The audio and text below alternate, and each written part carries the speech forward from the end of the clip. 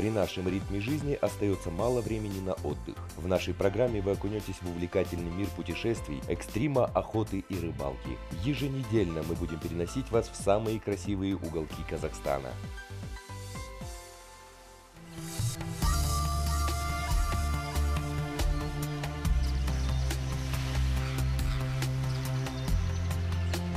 Это удивительное приключение в дикий мир Казахстана началось с простого письма, которое пришло на электронную почту. Молодой владелец бельгийской фирмы по производству акриловых красок по имени Бенджамин много и успешно охотился в Европе на косуль и европейских оленей, но мечтал о настоящей, дикой горной охоте.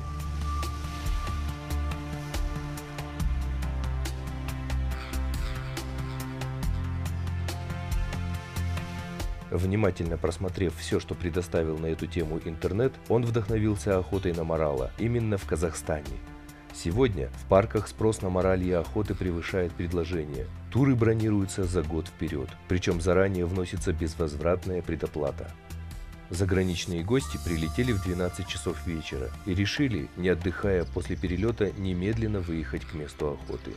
В 6 часов утра автомобиль уже подъехал к офису в поселке Саты. 2 часа по горной дороге, и они уже распаковывали баулы. Завтрак и пристрелка оружия заняли еще час. My name is Benjamin. I come from Belgium. I am here in the Tian Shan mountain to shoot maral. Из своего карабина Magnum 300 Win Бенджамин без проблем положил 3 пули со 100, 200 и 300 метров с максимальным разбросом в 5 сантиметров. Кроме того, парень продемонстрировал неплохие навыки верховой езды и хорошую физическую форму. Погрузив на лошадей внушительную поклажу, мы выдвинулись на поиски охотничьей фортуны. Отъехав буквально километр от места старта, несмотря на поздний час, на ближайшем склоне в густом лесу мы услышали рев морала. Николас дунул в дудку, и бык, не скромничая, вступил с ним в диалог. Фантастика! В прошлом году я провел на Алтае целый месяц, и только 3 раза морал мне ответил, изумился Николас.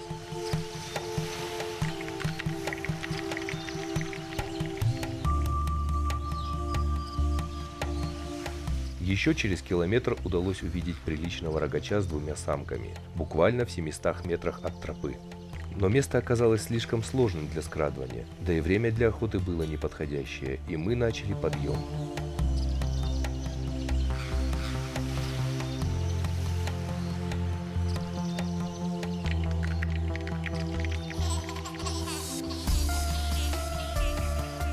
К 5 вечера мы уже разбили лагерь возле родника на высоте 2800 метров.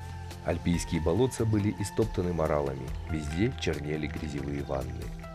С юга и востока по склонам тянулись языки елового леса, а с юга плато упиралось в нагромождение ледовых скал основного хребта Кунгей-Алатау. За ним начинался Кыргызстан.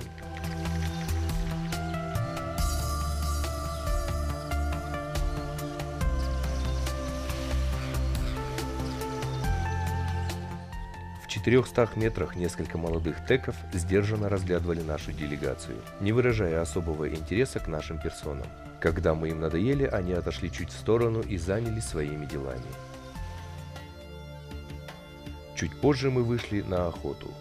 Антициклон принес из теплой пустыни Такламакан легкий приятный фен. Если бы мы находились в долине, он бы был нашим союзником, но здесь он нам совсем не был нужен. Скатываясь с перевала, ветер нес наш запах в лес, и моралы могли учуять его за километр. Утром нам на помощь должен был прийти бриз, дующий вверх по склонам, хотя рельеф здешних гор так замысловато изрезан, что этот закон природы часто не соблюдается. Чтобы составить план охоты, нужно учесть рельеф склона, конфигурацию троп, направление ветра и положение дичи, а для этого лучше сначала заметить ее с безопасного расстояния. Морал способен учуять человека с расстояния в километр. Мы планировали, разделившись на 2 группы, занять наблюдательные позиции на вершинах с хорошим обзором, но моралы спутали все планы.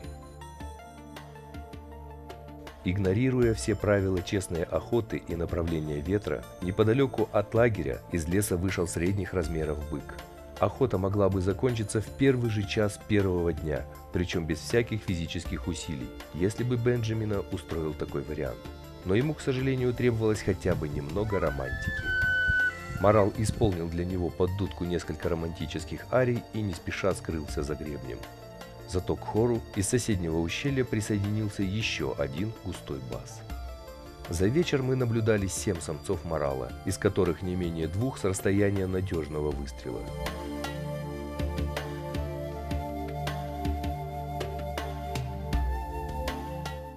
По поведению охотничьих животных можно безошибочно определить уровень браконьерства.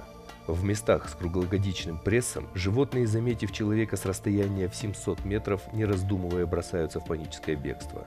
Там, где их весной и летом не беспокоят, они привыкают к безопасности, ведут себя беспечно, подолгу разглядывают новый объект, отбегают немного и снова останавливаются, а иногда даже успокаиваются и начинают пастись.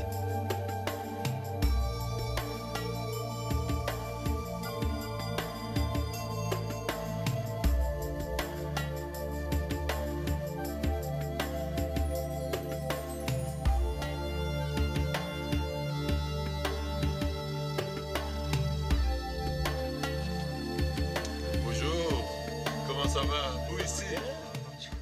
Au fond des bois de chez nous. Bonjour mon boubou. Comment va mon boubou?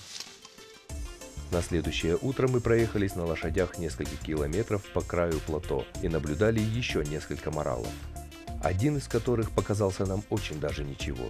Но охотники от такого обилия дичи уже и смотреть не хотели ни на что, кроме мирового рекорда.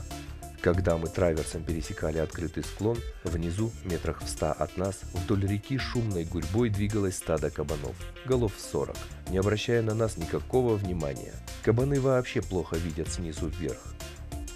Лицензия на дополнительный трофей кабана была доступна, но охотники были так увлечены поиском большого морала, что не захотели шуметь.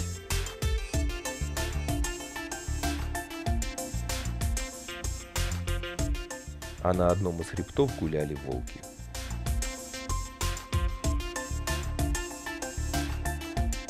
Два дня погода нас баловала. Ласковые солнечные дни и умеренно прохладные ночи. Хотя в лагере на высоте 2800 метров вода в чайнике ночью замерзала. Настроение у Бенджамина было великолепное. Мы большей частью передвигались верхом по относительно выположенному плато, наблюдая моралов сверху вниз. Даже его папа не испытывал никаких физических трудностей от конных прогулок.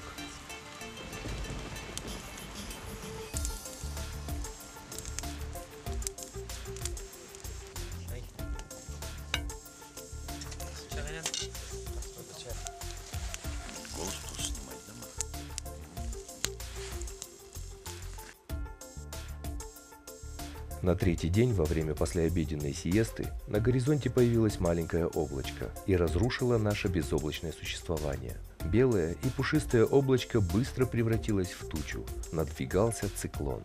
Брызнул дождь, перешедший в мелкий снег. Мы не придали этому значения, надеясь пережить непогоду в палатках. Но егеря очень настойчиво предложили спуститься вниз, в долину. С утра на новом месте с дна ущелья мы увидели в подзорную трубу несколько моралов.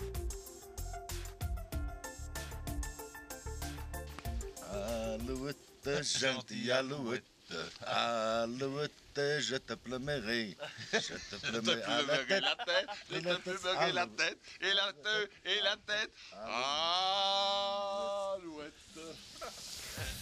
Il n'y avait pas de neige?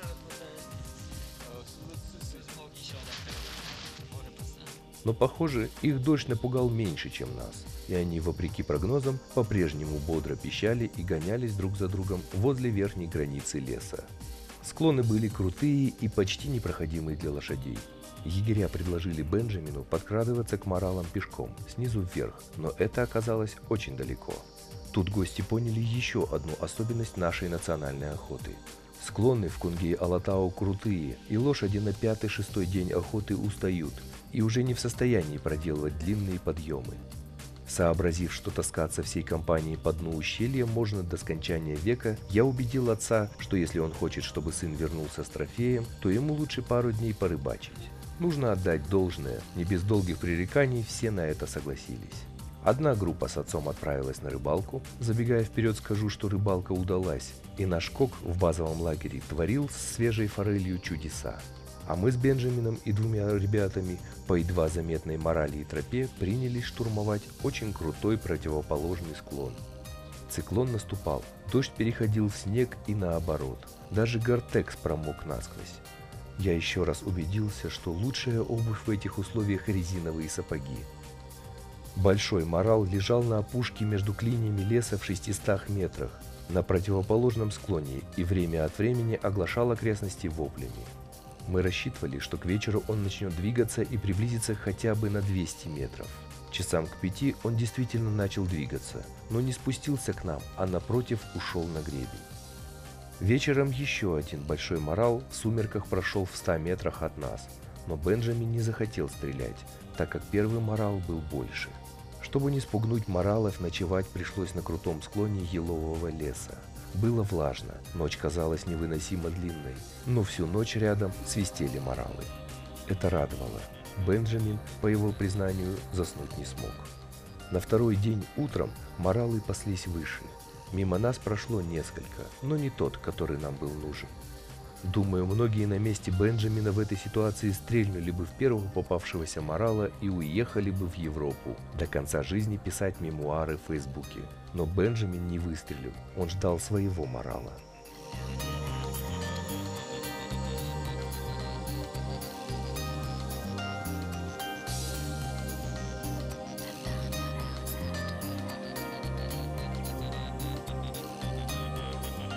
Наш морал лег на дневку в километре выше по склону, на открытом месте. Собственно, особого выбора у нас не было. Либо спускаться к реке, либо использовать шанс подкрасться к нему на лёжке, что было бы вполне возможно для опытного горца, но маловероятно для охотника, пришедшего в горы с ружьем первый раз. В этой ситуации Бенджамин поступил единственно правильным образом. Он, как охотник и воин, обратил себе на пользу силу своего врага. Нашим главным врагом был циклон. Но враг имел одну особенность. Во время дождя животные плохо чувствуют запах человека, и Бенджамин решил подкрадываться. Используя неровности рельефа, мы несколько часов обходили открытый склон, где лежал бык. Когда же вышли на прямую дистанцию, оказалось до него 450 метров.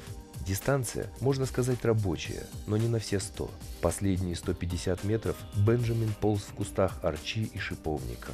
Мы сидели на склоне в ожидании выстрела. Выстрел прозвучал, как всегда, неожиданно, потом еще и еще один. Скажу без преувеличений, это была музыка, волшебная музыка. Мы прыгали, смеялись и обнимались под дождем, забыв о том, что еще накануне отношения между всеми нами были вовсе не такие братские. Еще утром мы бы с большим удовольствием расстались друг с другом, чтобы никогда больше не встретиться. А теперь один выстрел, движение пальца какого-то парня из чужой страны превратили нас в настоящих друзей. В лагерь мы вернулись к 12 часам ночи, уставшие, но счастливые. За ужином Бенджамин сказал, что это была самая лучшая охота в его жизни. Трофей весил 14 килограммов. Отец поймал 3 форелей и тоже был счастлив и весел.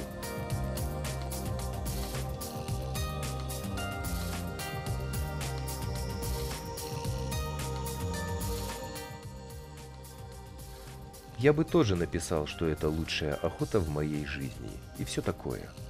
Может, я действительно напишу, но немного позже. Тогда, когда уже не смогу выбираться в горы. Она действительно будет вспоминаться как счастье. Но пока я дал себе слово не врать без особой надобности. А если говорить правду, после этой охоты я подумал, что в моем возрасте пора, наверное, уже менять занятия. Правда, через некоторое время решил отложить это мудрое решение еще на пару-тройку лет.